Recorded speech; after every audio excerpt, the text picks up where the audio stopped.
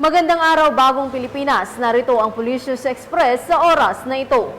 Umabot na sa mahigit 1,000 pamilya sa Cagayan ang inilikas ng mga otoridad upang iligtas sa pananalasa ng bagyong Christine. Alamin ang detalye mula kay Patrolwoman Leni Lorenzo.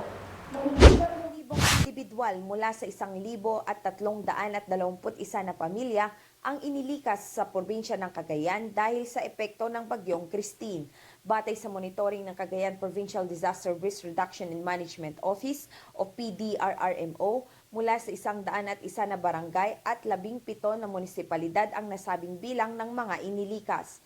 Pansamantalang namamalagi ang nasabing mga pamilya sa iba't ibang evacuation centers sa lalawigan na inihanda ng kanilang mga lokal na pamahalaan para matiyak ang kaligtasan ng bawat mamamayan. Samantala, pinangunahan naman ni Police Colonel Mardito G. Angulwan, Provincial Director, Cagayan Police Provincial Office nitong umaga ang pag-iinspeksyon at pagmomonitor sa lungsod ng Tugigaraw, gayon din ang pakikipag-ugnayan sa Task Force Lingkod Cagayan ukol sa bagyong Christine.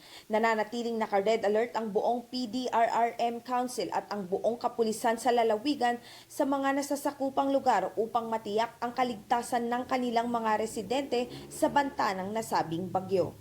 Mula dito sa Tugigaraw City Evacuation Center, ako ang iyong PNN correspondent, Patrolwoman Leni Lorenzo.